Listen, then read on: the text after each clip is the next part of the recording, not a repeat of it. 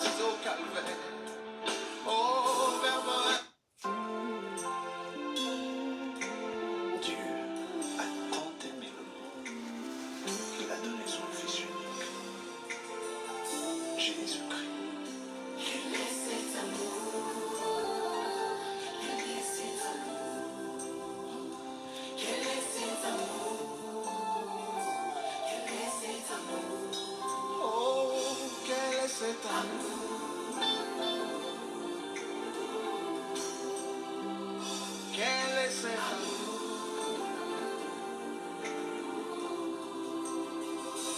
Emmanuel, Emmanuel, Emmanuel, oh, Emmanuel, Emmanuel, Dieu est venu jusqu'à moi. Emmanuel, mon Dieu est venu jusqu'à moi. Du haut des cieux, il est descendu aussi bas. Aussi bas. Du haut des cieux, il est descendu jusqu'à moi. Jusqu'à moi. Quel est cet amour? Jusqu'à moi. Quel est cet amour? Je vous salue dans le nom précieux de notre Seigneur Jésus-Christ. Quel est cet amour? Le Seigneur nous bénisse abondamment. On est toujours là, mes bien-aimés, par la grâce de Dieu, pour partager la parole de notre Seigneur. Que le Seigneur soit favorable, que le Seigneur nous protège. Prions. Je bénis ton Saint-Nom, Père Elohim. C'est toi notre enseignant. C'est toi qui as les capacités de nous transformer nos vies et de nous montrer les chemins à suivre. Aide-nous à comprendre ta volonté. Au nom puissant de notre Seigneur Jésus-Christ, nos cœurs, nos oreilles, éternel Dieu, à l'obéissance de ta parole.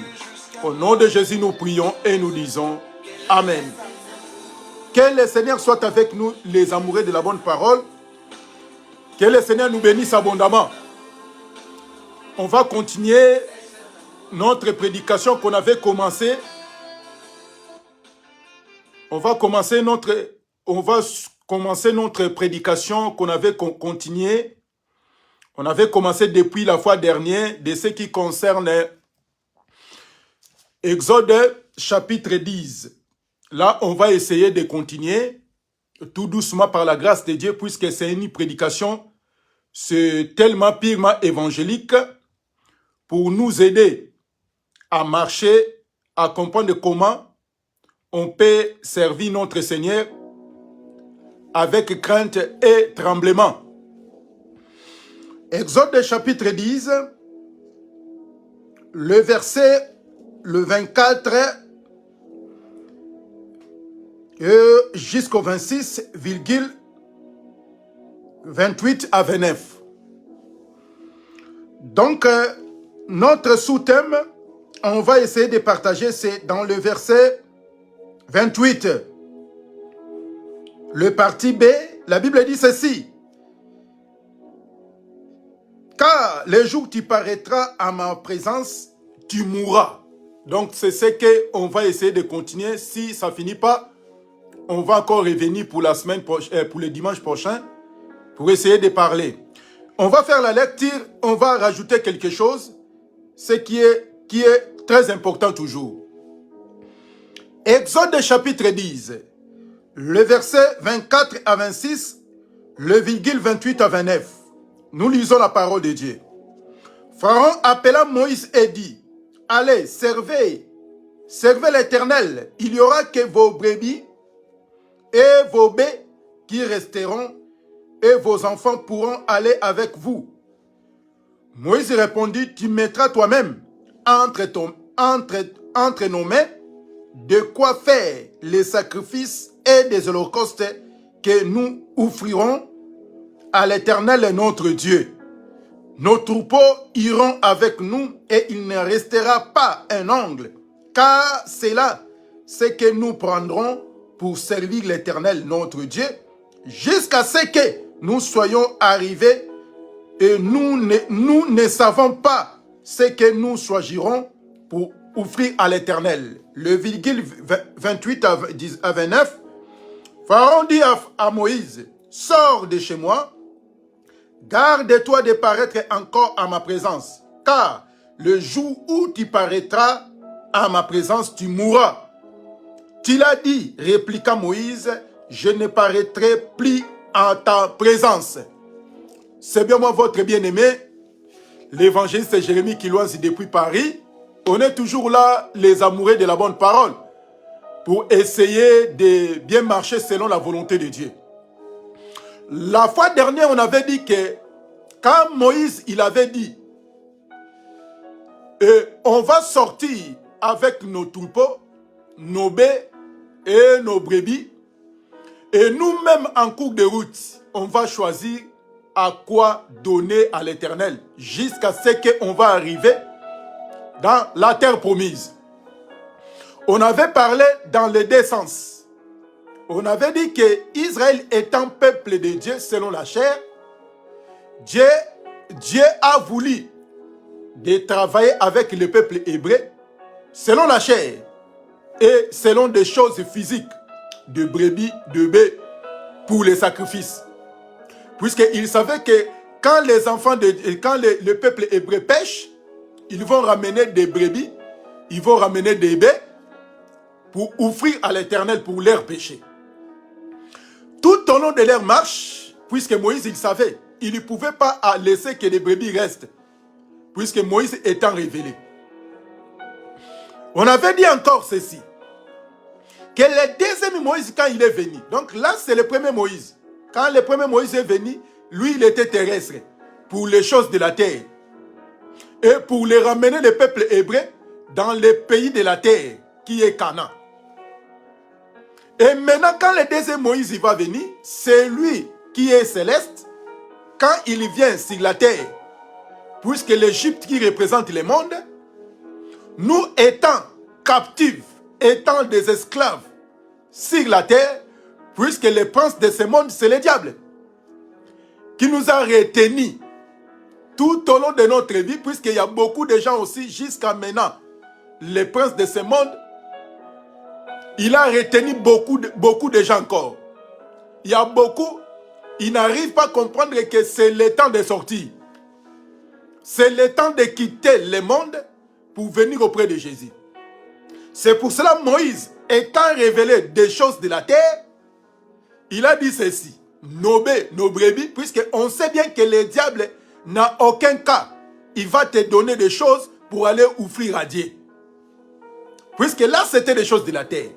Mais quand le véritable Moïse est venu, qui est l'image de Jésus, c'est lui qui est venu pour nous libérer sous la protection, sous la domination plutôt du diable.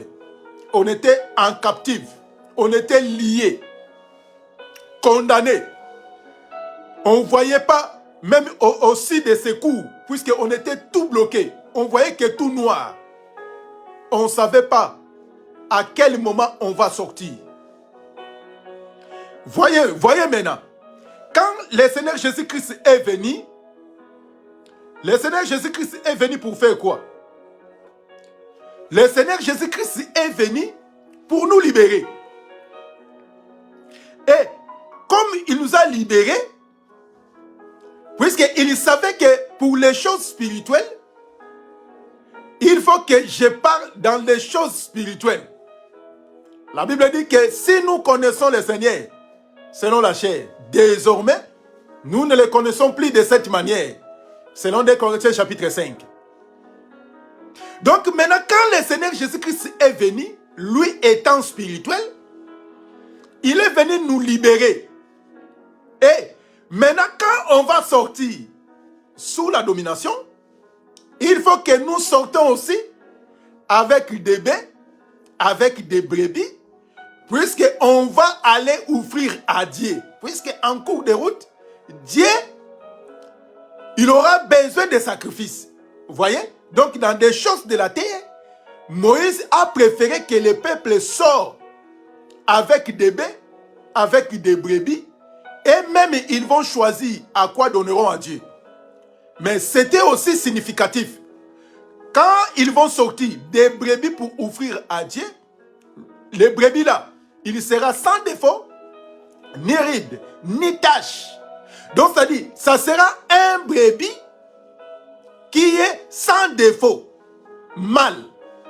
Vous voyez? Donc, c'est-à-dire, ça sera un brebis tout fait pour offrir à Dieu.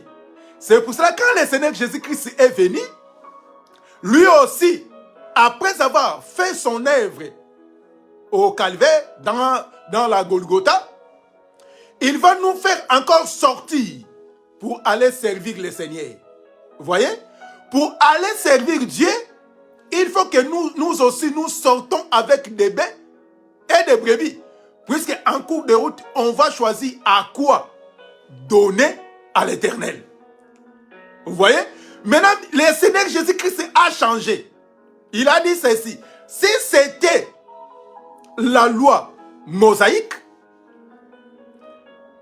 qui donnait la loi que les gens, il faut donner les offrandes, des sacrifices pour leurs péchés, et maintenant, à ce temps ici, le Seigneur Jésus-Christ, il avait besoin de nous.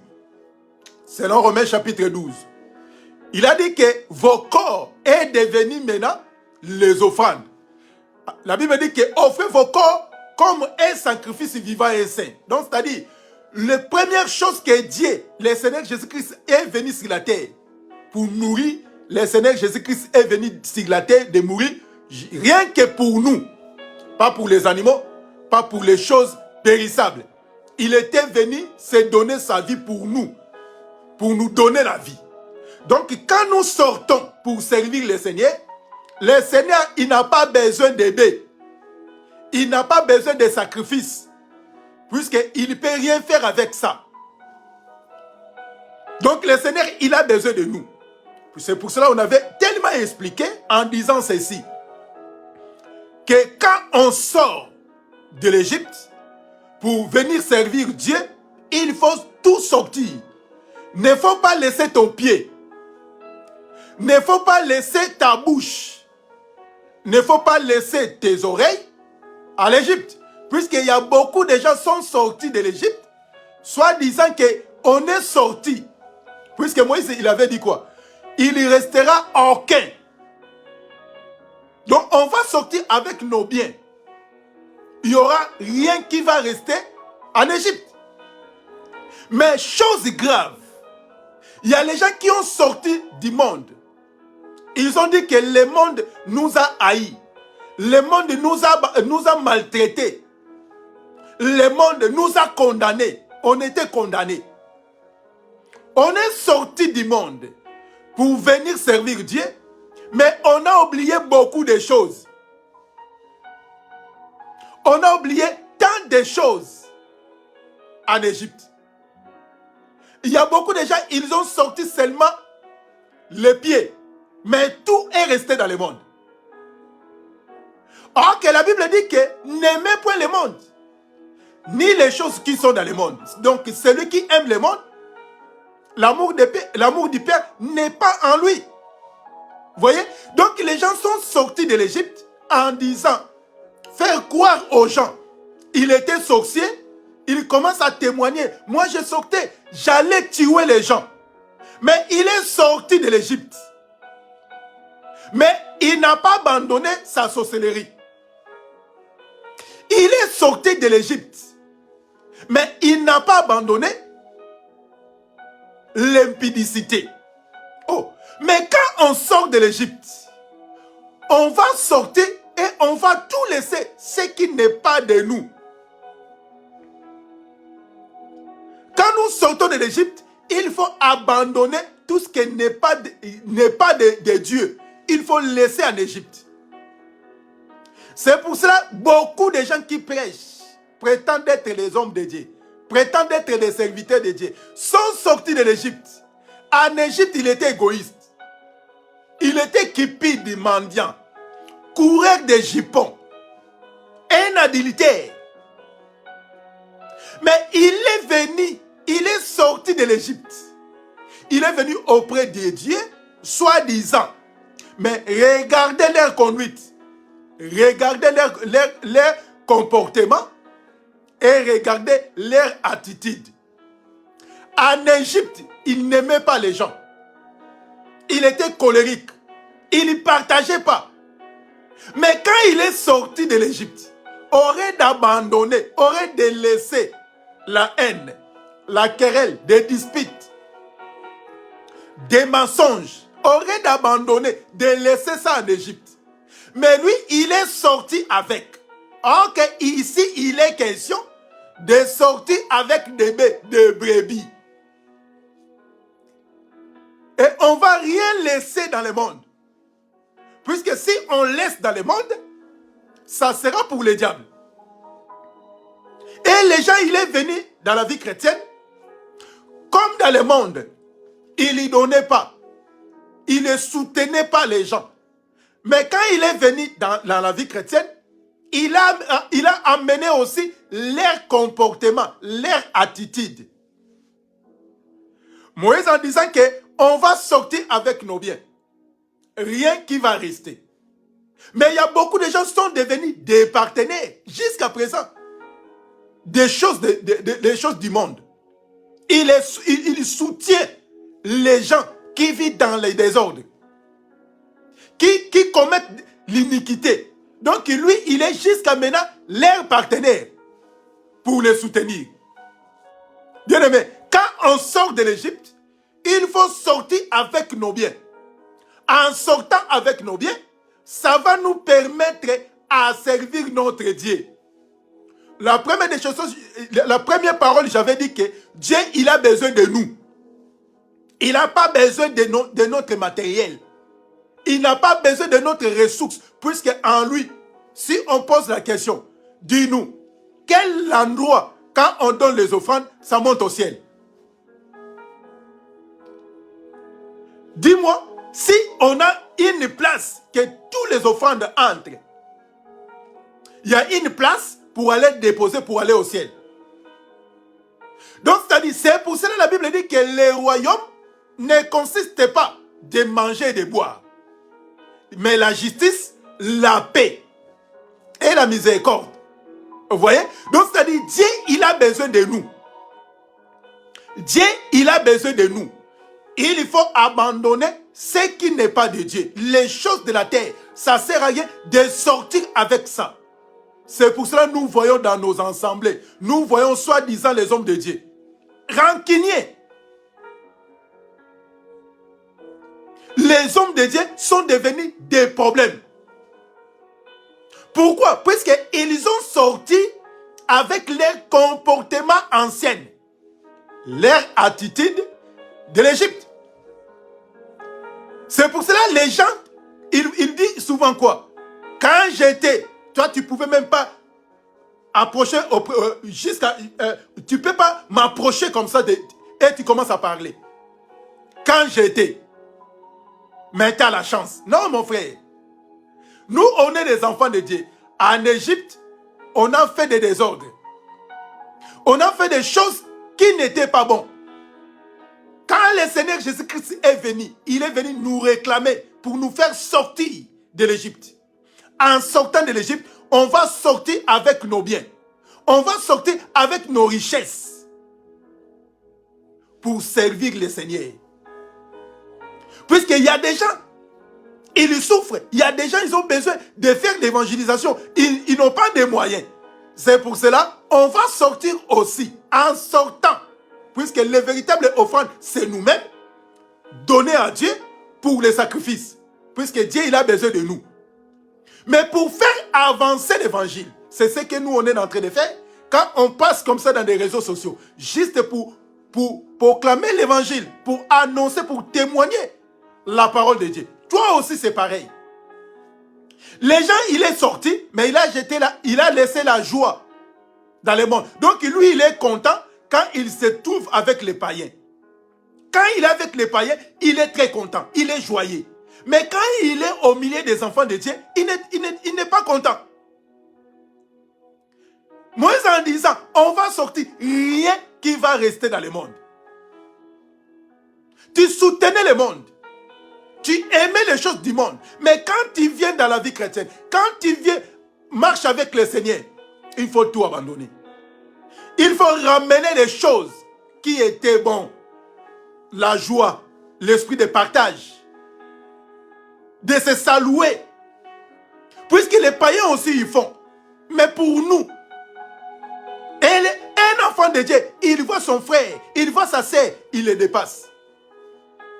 Pourquoi? Puisque lui, il ne prie pas avec eux dans la même église. Bien-aimé, ça c'est purement païen. Un homme de Dieu, il a des soucis avec un frère ou une sœur. Mais il a donné la communiqué à l'église, à son église, qu'il ne faut plus les saluer.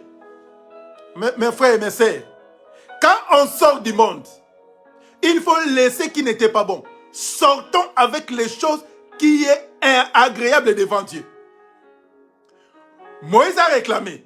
Et le diable, Pharaon, il a dit ceci. Partez, sortez. Sors de chez moi. Garde-toi de paraître encore à ma présence. Car le jour où tu paraîtras à ma présence, tu mourras. C'est pour ça qu'on avait dit, on a donné ce thème-là. Garde-toi, car le jour où tu paraîtras à ma présence, tu mourras. Quand on sort de l'Égypte, fais attention. Quand tu as témoigné, quand tu as dit que le diable, il m'a maltraité. Le diable a fait des choses terribles sur moi. J'ai pris la résolution, j'ai pris l'engagement de sortir pour aller servir notre Dieu. Et la Bible dit ceci. Pharaon a dit à Moïse, sors de chez moi. Garde-toi de paraître à ma présence. Les jours où tu paraîtras, tu mourras.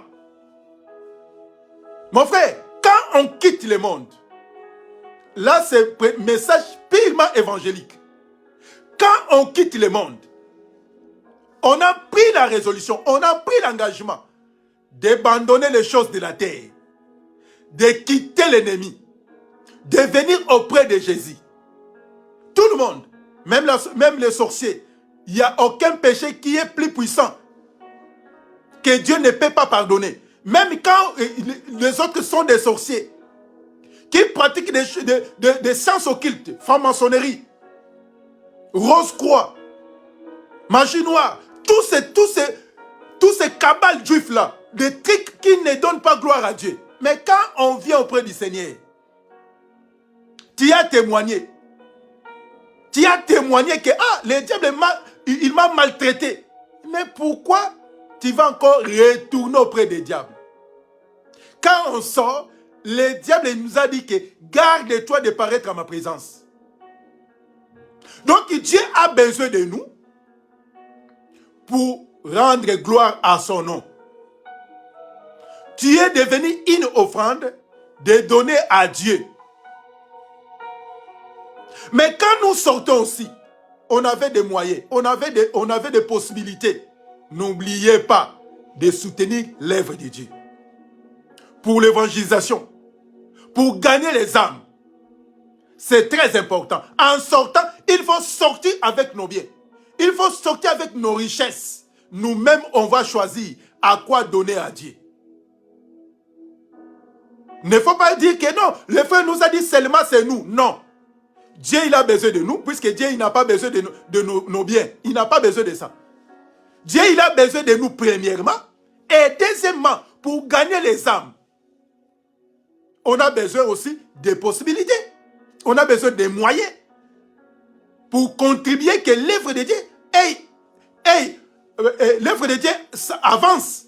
C'est très important aussi, quand nous servons Dieu. Mais ici, il est question de quoi? Garde-toi de paraître à ma présence. Le jour où tu paraîtras, tu mourras. Mais pourquoi on a abandonné les choses du monde? On est venu auprès de Dieu. Mais quand nous voyons les choses qui se passent, c'est abominable.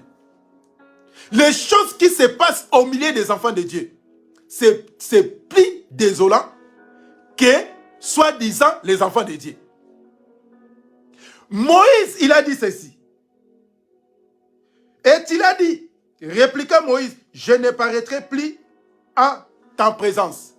Quand nous voyons depuis Moïse a quitté l'Égypte, Moïse, il n'a jamais retourné en Égypte pour aller regarder, pour voir quelque chose. Mais aujourd'hui, quand nous voyons les gens, comment les gens, après avoir accepté de servir Dieu, ils commencent encore à aller toucher des fétiches, aller consulter des marabouts, aller dans des cabales juifs, ils entrent dans la franc-maçonnerie, mais après avoir abandonné, quitté toutes ces choses, pourquoi les gens retournent encore en arrière pour aller regarder les choses du monde? On va revenir la semaine prochaine. Donc c'était juste, bien aimé, pour nous encourager de comprendre que quand nous sortons de l'Égypte, on vient auprès du Seigneur, il ne faut pas ramener les choses du monde dans la vie chrétienne. Dans le monde, tu haïssais les gens, tu étais un homme colérique, mais quand tu es venu dans la vie chrétienne, c'est l'amour qui domine tout. C'est l'amour qui règne. Si tu ne partageais pas quand tu étais dans le monde, mais quand tu viens dans la vie chrétienne, quand tu suis le Seigneur, maintenant l'esprit de partage est venu sur toi. Puisqu'il y a beaucoup de gens, quand ils étaient dans le monde, ils marchent avec d'autres amis. Ils ont trouvé l'opportunité, mais ils ne partagent pas. Ils ont ramené ça aussi dans la vie chrétienne. Il est parti prêcher. Il était accompagné avec beaucoup de gens. On l'a soutenu.